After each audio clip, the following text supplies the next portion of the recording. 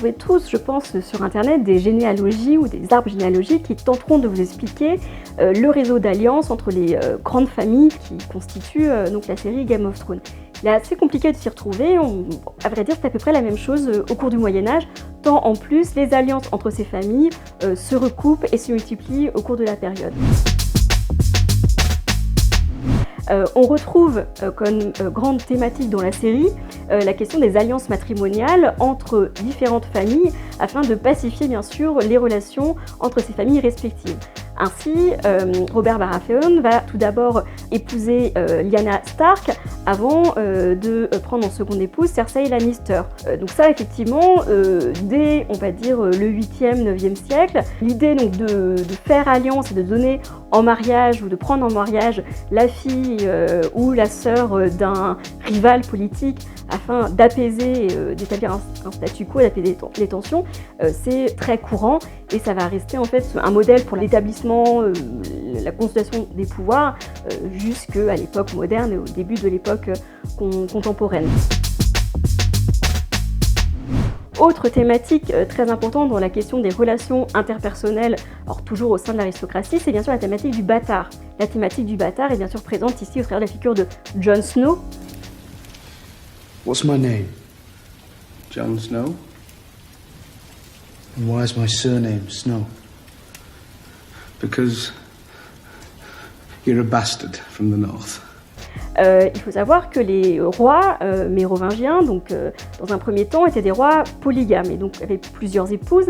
Et la question de la bâtardise n'était pas vraiment de mise, puisque en fait le royaume, donc, comme pour Clovis, était partagé entre les fils existants. Il n'y a pas de notion forcément de première ou deuxième épouse. À mesure que l'on avance dans le temps, la question donc du concubinage va être condamnée, à mesure également que se renforce bien sûr le pouvoir de l'Église. Et on va voir progressivement apparaître la question du droit d'aînesse. C'est notamment sous Louis le Pieux que les choses apparaissent, puisqu'il va partager son royaume tout d'abord, donc une première fois entre ses 3 premiers fils, en donnant au premier, on va dire, une supériorité. Donc il en fait un roi empereur associé de son vivant, et ses deux autres fils ne sont que des rois associés. La question de la bâtardise devient de plus en plus importante à mesure que l'on avance dans le temps, et c'est une question notamment essentielle à la fin du Moyen-Âge. Donc ça, c'est vraiment révélateur de préoccupation voilà, dans la construction du pouvoir à la fin du Moyen-Âge.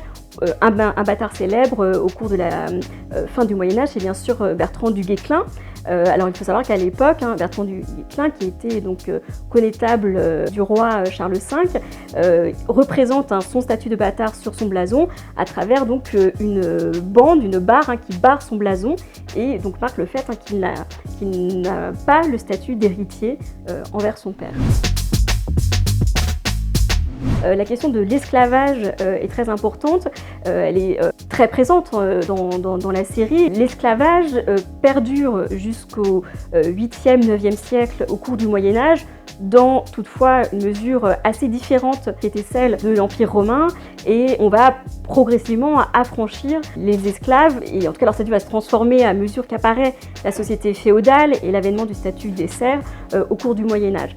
À la fin du Moyen-Âge, au cours des 12e, 13e siècles, il reste quelques esclaves, notamment au sud de l'Europe, qui viennent soit du nord de l'Afrique, soit des territoires plus orientaux. Il s'agit notamment de femmes dont le statut se confond souvent entre celui d'esclaves et de domestiques. Mais là encore, il y a une évolution au cours de la période qui n'est pas forcément rendue au travers de la série, qui, je pense, dans la manière dont elle montre l'esclavage, s'inspire beaucoup plus de l'esclavage tel qu'on pouvait le concevoir à la période antique.